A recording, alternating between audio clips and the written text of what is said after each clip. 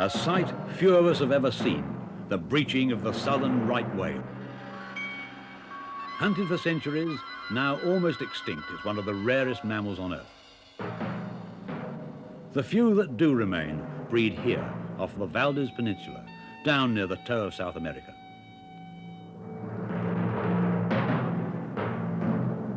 And here too comes a multitude of seabirds and marine mammals. Sea lions, elephant seals, penguins, cormorants, and a host of others, attracted by the meeting point of two vast ocean currents, a natural signpost that also guided this tiny expedition over 5,000 miles to film the most fantastic breeding grounds on Earth.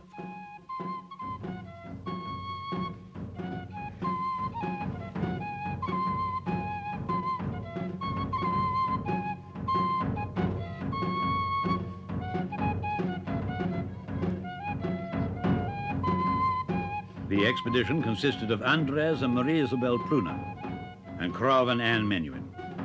For these four young people, this was the fulfillment of a dream. They believed that a film record of this wonderful place would be a unique document and risked everything they had to mount the expedition.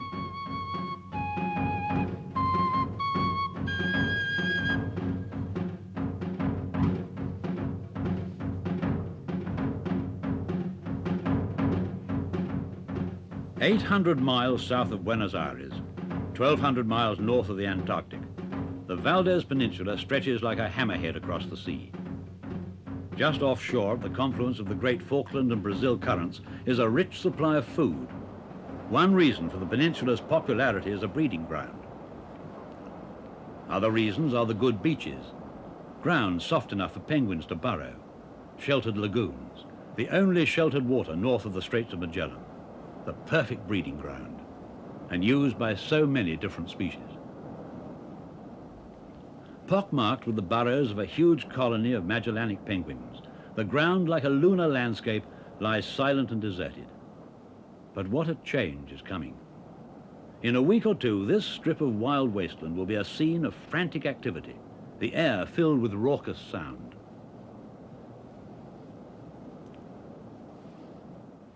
The penguins come from the warm Brazilian waters, over 2,000 miles away. Half their lives are spent at sea, where they find their food. The other half is spent mainly on land, where they have to come to breed or to molt. And here on the Valdez Peninsula is their breeding ground. Soon, what's now an empty wilderness will be alive with 1 million penguins. This solitary bird is the very first arrival.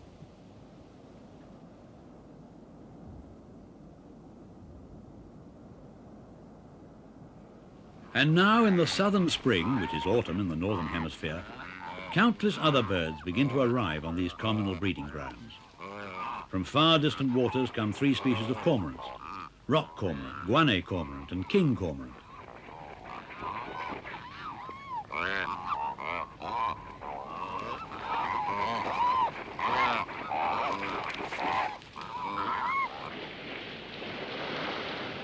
When the sea lions arrive, it's the males that come ashore first. 8 feet from nose to tail, each weighing 1/4 of a ton, these great mammals come in through the surf after their long journey to claim their own special areas of beach. The breeding territories they must establish before they can receive their harem of females, usually about 9 apiece. Here a new arrival challenges the territorial rights of an established owner and is quickly dealt with. The defeated intruder retreats along the shore to try his luck elsewhere. When the fighting has died down and the male sea lions have established their territories, the females start to come ashore. And they will try to return to the same spots on the beach and to the same harems that they were in the year before.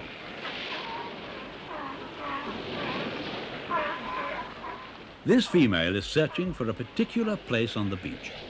First of all, she has a good look round. Then she starts to sniff the sand. Then another look round. She finds herself between 2 different harems and seems undecided which to choose. Eventually, she goes across and inspects one group, sniffing the male in charge. Not satisfied, she turns away and goes to the other group and sniffs at that male. And now she's found him. After a journey of thousands of miles, this is the place. More and more penguins are coming ashore, a mass migration of hundreds of thousands, most of which arrive in their breeding colony within a space of only 2 or 3 days. The birds landing now are the breeders. The young, sexually immature birds arrive much later, merely to molt. Day and night the migration continues, a constant stream of penguins, hurrying to find and claim the very same nesting burrows they used the year before.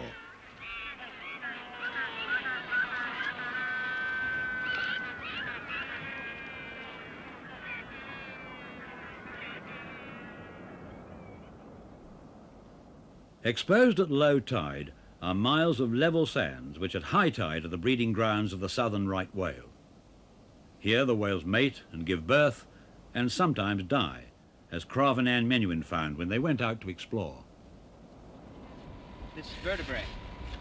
There are either 2 whales here, or it could be part of that head, Annie. It could be part of that head and the backbone down there, which means there's either 2 or perhaps 3 whales here. Yeah. Let's get this backbone. Look at this huge piece. Maybe it's the head. No, I think it's a vertebrate, huh? Why don't we try and lift it out now? Whoa! That's a vertebrae. It's bigger than I am. Put it over here on top of this other vertebrae. Couldn't reach by the sun. And we'll put a whole whale together, upside down. It's got to weigh more than you and I combined. Here. There we go. Now, if we stack that up about 60 feet, we'll have a whole whale. In fact, I think there's more here. Well, this is a rib. Coming off the backbone. Well, it's a good guess. Yes, that's a piece of the backbone. This would be a rib coming off it. These vertebrae and the other bones are probably not more than 4 or 5 years old. But not far away, there are signs that trace the history of this coastline over millions of years.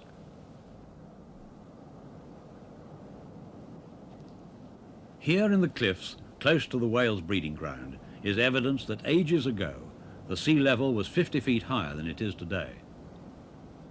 These fossilized Patagonian oysters are at least 25 million years old. Other fossil remains show that the southern right whales were inhabiting these shores at the same time as the oysters. And so were many of the other animals we've seen, although some of them were very different in size. 25 million years ago, the penguins were 5 feet high, almost as tall as a man. But the sea lions and the elephant seals, which evolved from small bear-like and otter-like creatures, were much the same size as they are now.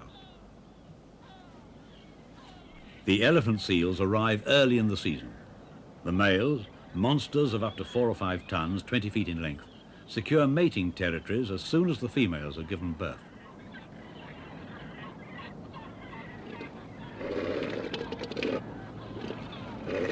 They get their name from their strange trunk-like noses.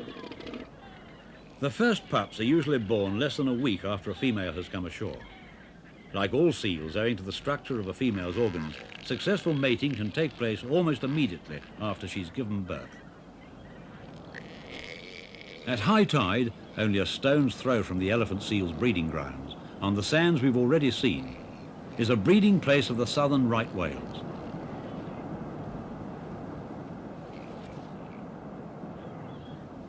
No one knows why they flap their tails like this. Tail lobbing, it was called by the old whalers.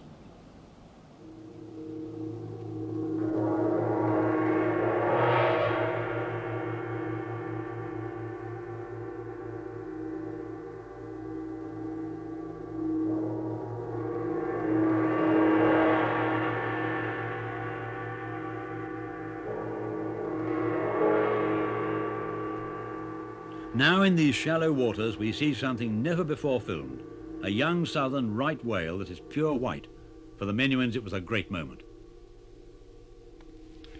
We had heard the year before that there was a white whale in the area. We didn't know whether these whales came back, migrated back to the same places. We didn't really know whether it was going to be a perfectly white whale or sort of off-color gray. But when we saw it was just so distinctive. It was just pure pearl white. And I think there's probably a good case in saying that it's the only one in the world. It's absolutely unique. It was interesting to see that the calf was not at all rejected by the mother. It was at least 2 years old, possibly 3. And the gentleness that the mother was showing it, the way they played together, it was really lovely.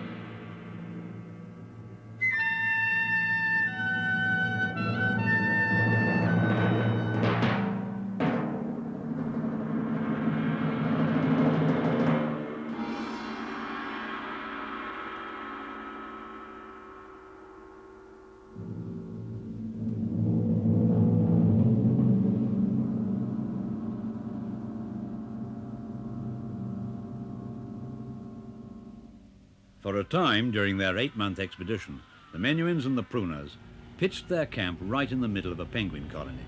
It was a fine opportunity to observe the behavior of a species that few scientists have ever studied. At first, they were very, very wary and a bit shy. We couldn't really get too close to them. We didn't try and push it. We kept to ourselves and sort of didn't pay attention to them. And it wasn't very long until they sort of took it upon themselves to come and visit us. They loved the tents. They'd hide underneath them to get some shade, and then the worst part is they started to dig underneath them, I guess trying to make a burrow.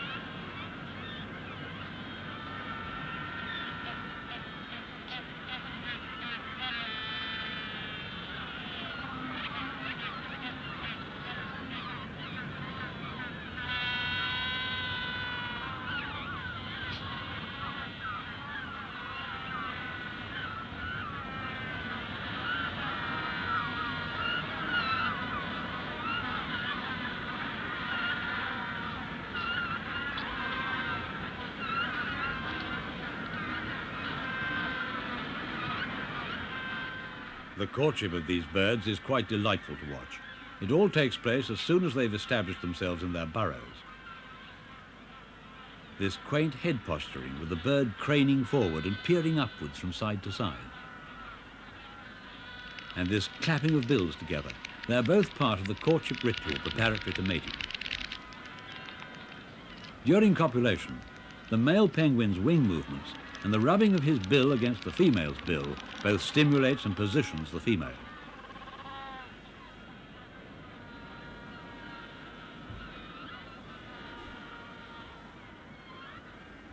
Not all the burrows have pairs, and the few single males remaining advertise for a mate.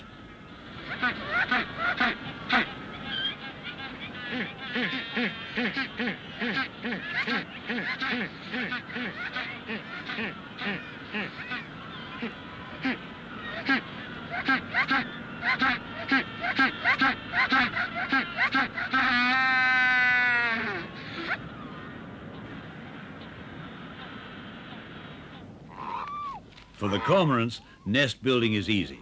You simply steal material from your neighbor. One would come back with his mouth absolutely full of seaweed, deposit it in his nest, and it would only be a few minutes before birds all around him would be stealing from him to line their own nests. It was really a miracle that anything ever got done.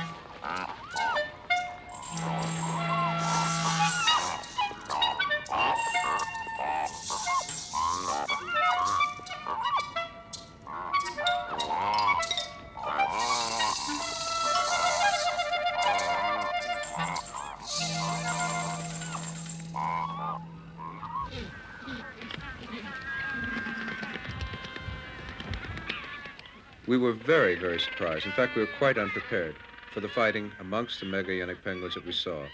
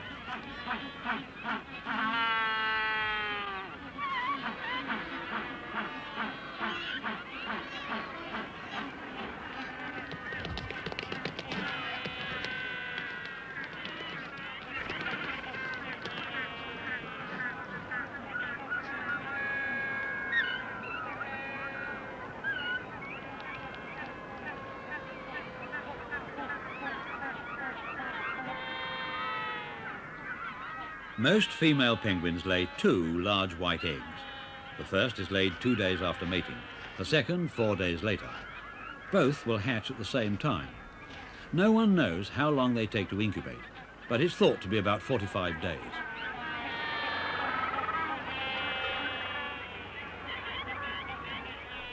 Out on the beaches, the breeding season has started for the sea lions. We saw 2 sea lion births, and it really was exciting. The one that was particularly interesting, the pup was born with the sac completed around it. And it was fascinating to watch the gentleness and tenderness of the mother, and she reached down, opened the sac, which I didn't realize the animals would do instinctively. She sniffed the breath, of course, to identify the pup. That would be her identification throughout the stay there. And seemed so thrilled about it herself. It was as if she'd known she'd really had quite an accomplishment. We also saw an elephant seal breech birth, which at first it didn't dawn on us quite what was happening, but the flippers were coming out, and the poor thing was born dead.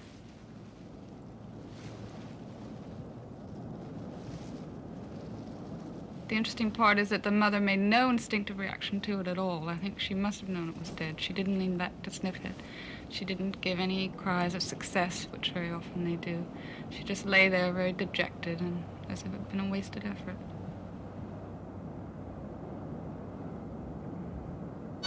As in every breeding ground, mortalities are inevitable, but nothing that is eatable can be said to be wasted. Everything is cleared up by the scavengers. Even the placenta from a sea lion's birth is fought for by a host of hungry gulls and petrels. A valuable service, since it keeps the beaches clean.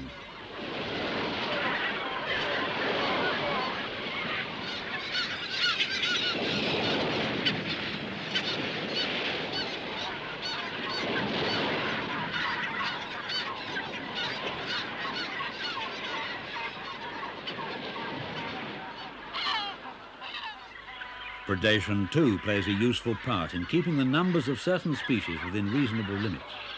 Predators abound, such as the kelp gull, dolphin gull, skua, giant fulmar, and the Dominican gull we see here, a renowned chicken egg stealer.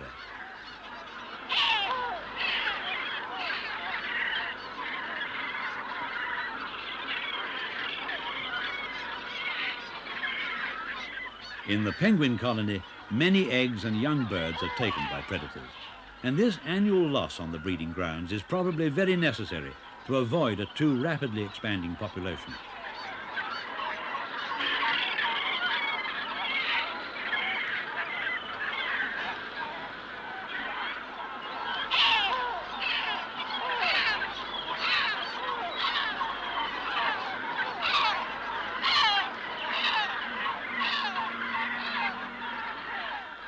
Eggs in unguarded nests are very vulnerable to predators, such as these skuas, driven off too late by the returning nest owner.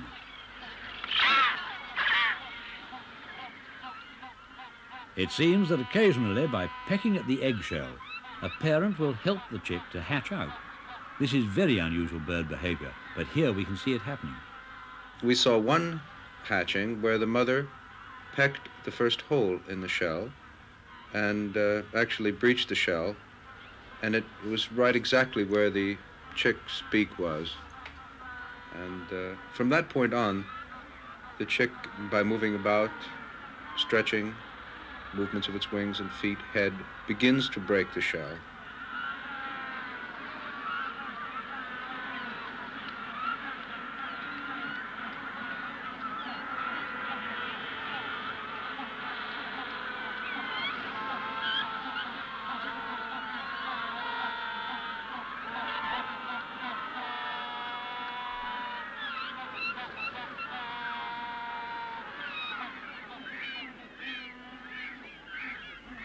The quickly growing young penguins are fed by each parent in turn. Very little is known to science about these birds, but seemingly the young penguins stimulate the parent to regurgitate food by pecking at the base of the parent's bill. Their staple diet consists of squid and fish about the size of a sardine, like the anchovy. And there's a plentiful supply of food. There needs to be, with millions of birds depending on it. Using their echolocation, dolphins track down tremendous shoals of anchovies when they come close inshore. Vast clouds of seabirds are attracted by the movement of the dolphins, and this in turn leads to bouts of frenzied feeding.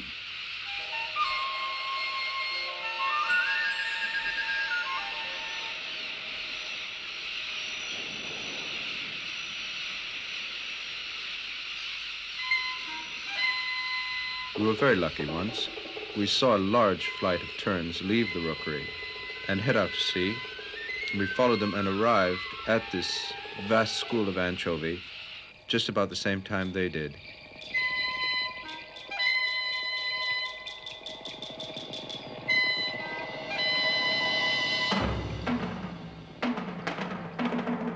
In the 25 years that I've lived on, by, or near the sea, it was the most visually electrifying experience that I've ever had.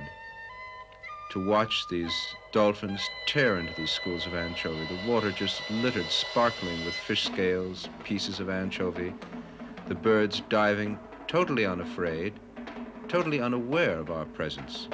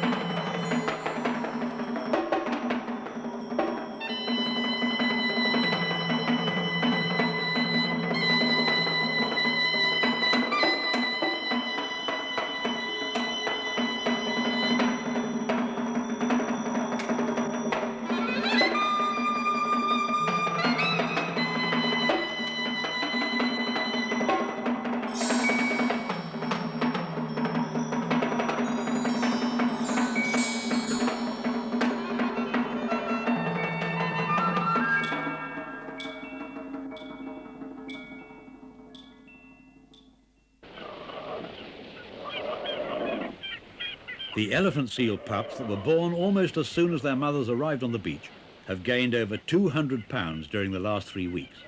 An amazing weight increase due to the richest mother's milk in the world. Even at this stage, the pups still can't swim. They bask in the sun and scratch themselves, living partly on their own stores of fat until they can learn to paddle and dive and hunt for themselves. Already the mother-pup relationship has begun to weaken. The mothers are out at sea feeding and will often stay away for upwards of a week before returning to feed their young.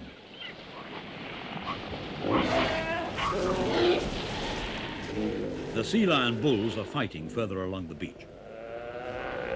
A harem owner has had his supremacy challenged by a younger bull, and their clumsy bodies threaten to crush the helpless pups. The highest mortality among the young sea lions is caused by fighting bulls.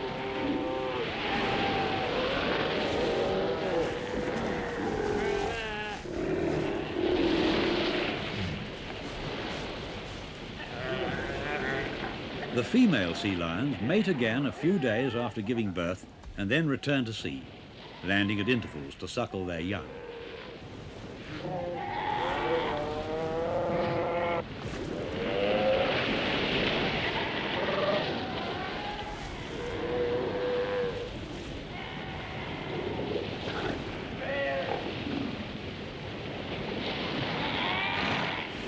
Sea lions are accustomed to the even temperature of the sea and dislike much variation. Sand flipping is very common. It's thought that the sand helps to protect them from a wind or the hot sun. Their main cooling system is their flippers. Holding them in the air helps to dissipate the heat from their tremendously thick coats of blubber. Fighting in the colony goes on almost continuously. Every suitable part of the beach is occupied, and the individual harems are very close together. The territorial boundaries between them are invisible to us, but instantly clear to an established sea lion bull, who is quick to attack any young male that has the temerity to trespass on his preserves.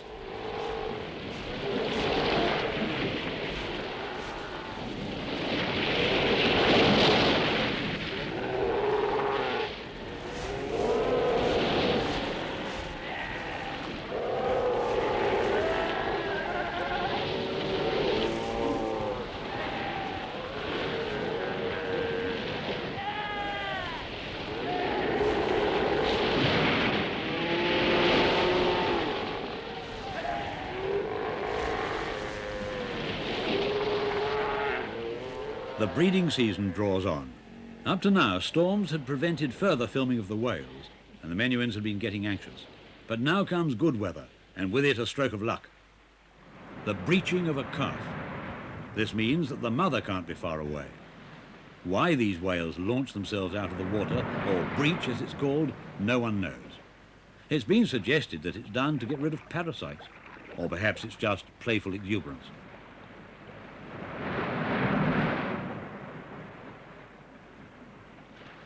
But here at last is a chance for some underwater filming.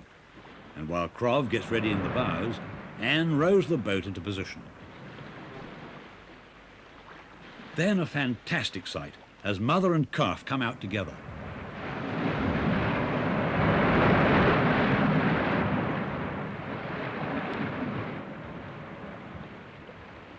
We never used our engines when we were around the whales. We only rowed. We tried to make the meeting between the whales and us as natural as possible, hence the rowing. We didn't know what they were going to do. We were in a way unprepared for their friendliness. We wanted to get into the water with the whales as quickly as possible. This was our prime reason for being there.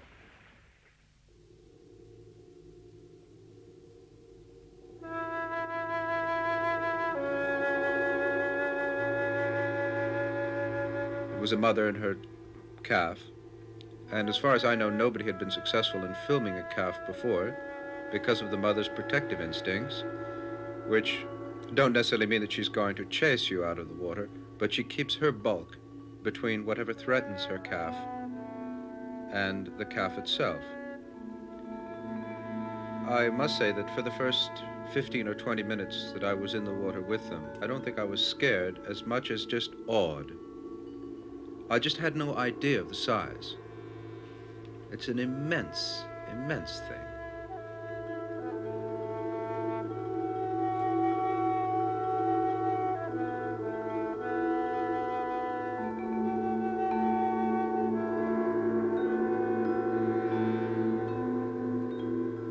I didn't feel in much danger from the adult. I felt that if there was any danger, it was going to come from the exuberance of the calf.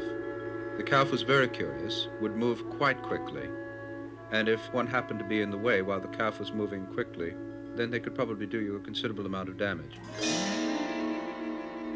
It was just a question of being aware of where the whale was all the time, especially its tail. We began to find out that the whales, all the whales, were extremely gentle. I mean, in particular, the relationship between mother and calf was marvelous to watch. They're constantly together. They do play a lot together. You can see them lying on the surface sleeping, or the calf going under to nurse. But all the whales were very gentle. As we worked with them, we realized that they are just curious, very aware of their size and their own strength. They're very graceful, and they would never get in our way. And we had to be careful not to get in their way. I mean, it's a two-way street.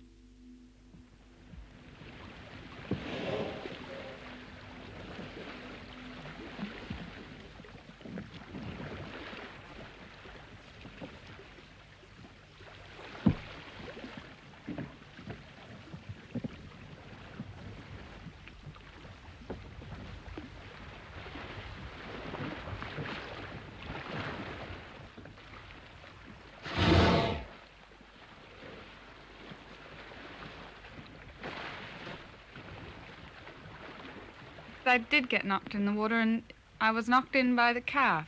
And I think it's because, as with any young animal, they're not as aware of themselves. I didn't feel it was in any way a malicious act or aggressive. They were playing near the boat. They had been near the boat, and he just knocked the boat hard enough that I fell off the bow.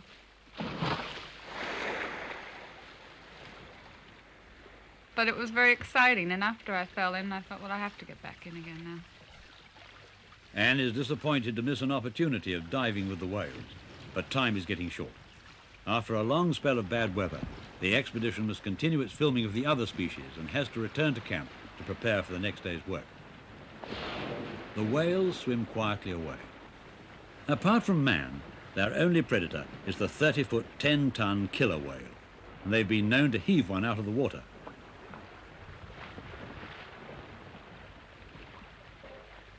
But the Menuhins are no longer doubtful about the reaction of the whales to them or to the boat. So far, they've treated the boat with great gentleness.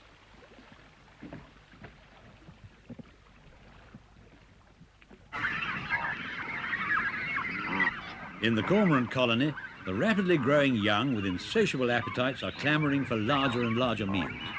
At the height of the season, the amount of food brought into the breeding grounds is enormous.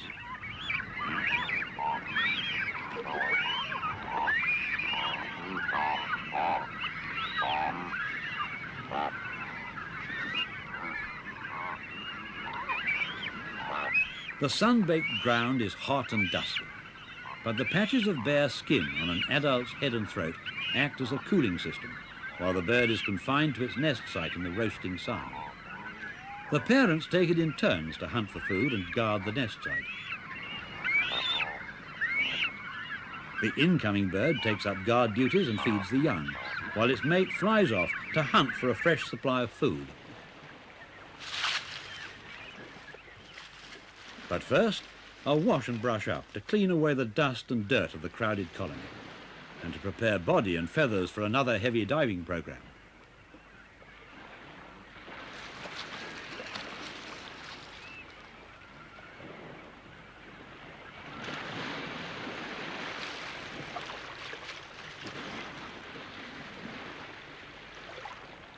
The penguins too change guard and go out to sea each day to wash themselves and hunt for food, trotting down to the beach like a column of soldiers from their nesting burrows, which can be up to a mile or so inland.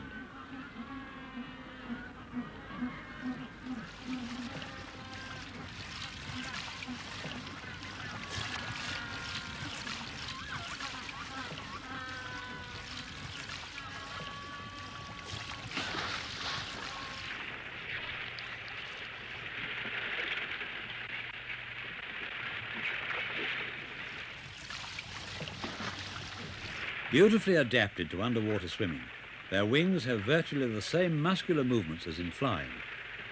They're wary of an underwater cameraman, though, perhaps because of his similarity to a seal, their natural enemy.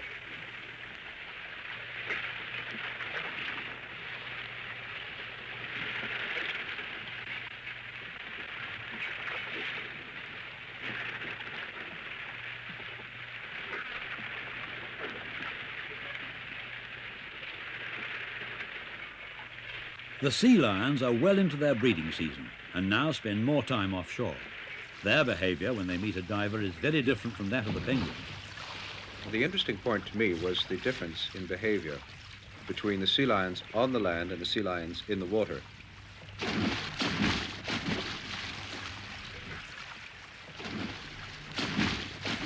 On the land, they don't move very well. Underwater, where they are so graceful, where they can move like a rocket, and where they can utilize all of their sensing, defense, or offense mechanisms, they are much more confident. We could approach within a foot, 2 feet of them. In fact, they would come right next to us in the water. Whereas on land, I wouldn't get close to a bull. I think it would be suicide to try and get 5 feet away from a sea lion bull. But underwater, they were very, very playful.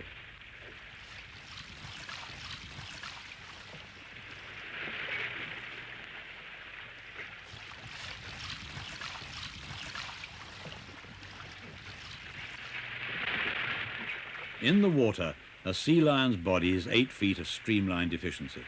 Its breathing rhythm enables it to stay down for long periods. Even on land, it may go for as long as 10 minutes without breathing. We can see a stream of bubbles coming from a sea lion as it expels air. This controls its buoyancy and allows it to lie easily on the bottom. Like this one, sea lions often pick up and swallow stones from the bottom. Up to 25 pounds of stones have been recovered from a sea lion's stomach. The reason for this behavior is a mystery. The stones may counteract the pangs of hunger, or like a diver's weight belt, they may help an animal to establish a better trim during its underwater swimming.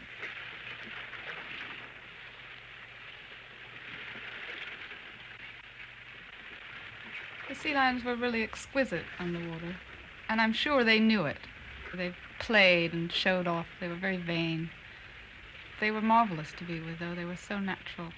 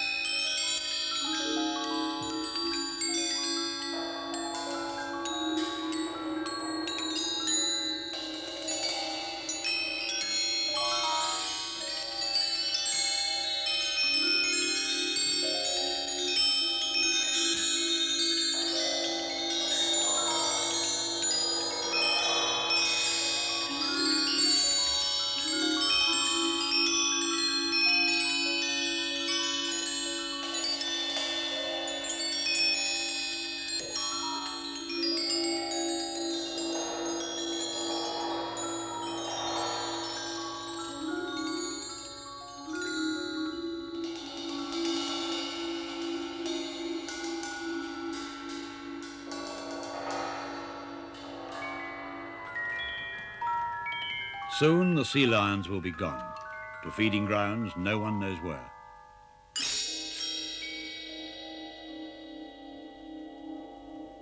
The breeding and mating season of the elephant seals finished several weeks ago.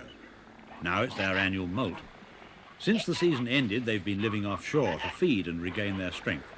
But now they've returned to the same beaches they used for breeding. As their skin flakes off, the animals become more and more grotesque. It'll last for about 20 days. Already the young males have started sparring in preparation for a future season. The bouts are playful now, but they'll be fought in earnest during the years to come.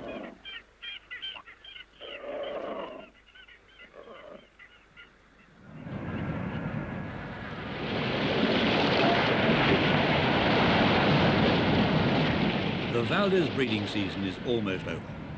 Now the penguins are leaving the peninsula and fighting their way out through the heavy surf to begin a 2,000-mile journey back to their home waters off Brazil.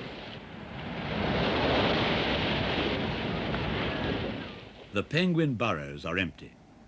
And once again, the breeding grounds that so recently echoed with a million voices assume the likeness of a lunar landscape.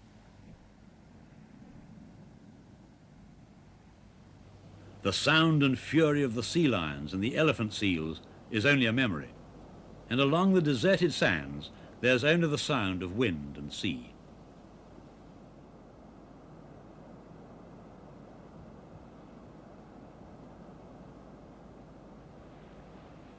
Surfacing just offshore, the last whale on the breeding grounds.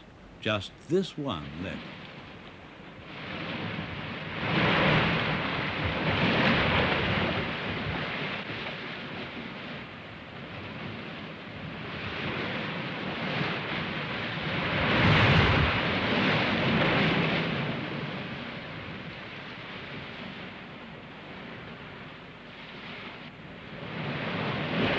This one male remained in the area for some unknown reason, and the weather just happened to be with us, and we went out to look for him.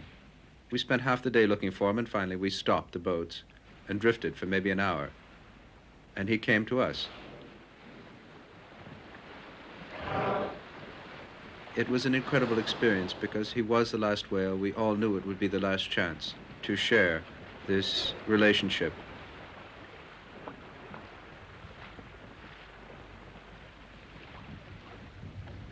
I think he was more curious than any of the whales we'd worked with. He'd constantly circle around and come back in, and you could see the white spots on his head approaching you. The southern right whale's habit of mating and calving in these sheltered inland waters has always made them extremely vulnerable. They were rare animals even before mechanized whaling began. Today, very few are left. The single animal remaining on the breeding grounds will be the expedition's last chance of filming the close-up shots they've been hoping to get.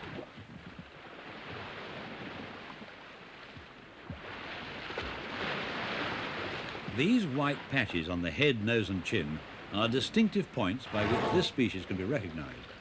They're callus-like growths that the animal is born with, and the old whale hunters called the top ones the bonnet. These callusites become impacted with tiny crab-like creatures called whale lice, and if they have any particular function, no one knows what it is. There are two blowholes that close automatically when water comes over them. When surfacing, a whale can empty and refill its lungs in only 2 seconds. The callusite bonnet and the distinctive V-shaped blow meant much to the early whalers. Here was a prey slow enough to catch, fat enough to float after the kill, and when the demand for whalebone was high, carried a fortune in its jaws, enough in the 17th century to pay twice over the expenses of a whaling expedition. A single carcass can produce 4,000 gallons of oil. Small wonder that as early as the 12th century, the species was called the right whale, because it was the right whale to kill.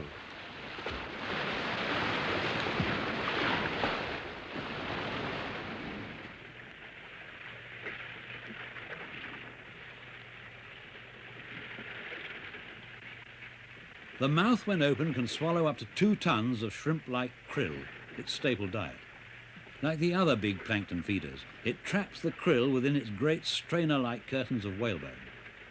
Then, pressing its tongue against the roof of its mouth, it forces the water out and leaves the krill dry to swallow.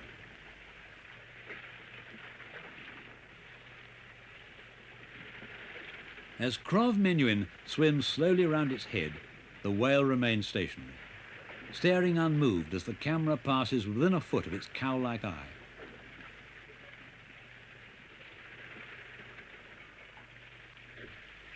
These chin whiskers are the only hairs on its body, vestigial evidence of a small dog-like ancestor that lived on land over 60 million years ago.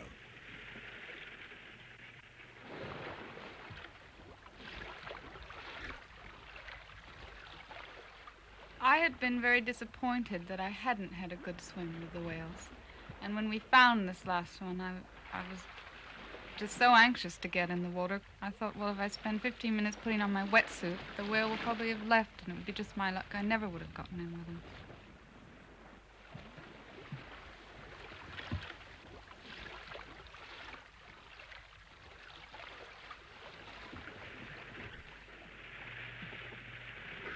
It's a difficult experience to really put into words. The size is a feeling that you really can't duplicate, the size of seeing this whale underwater. He was very gentle, as were all the whales, very calm. I'm sure I was far more excited than he was about the whole situation.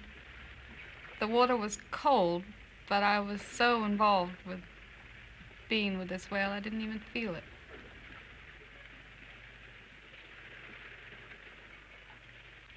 I was at fault in the one instance when I swam down and did get in front of his tail, which I didn't realize I was doing.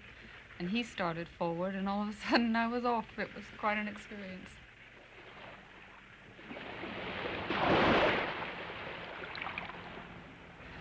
He didn't even knock the wind out of me, which amazes me. This enormous tail, you would think maybe I'd have a couple of broken ribs or something. But it was a great strength, but very gentle.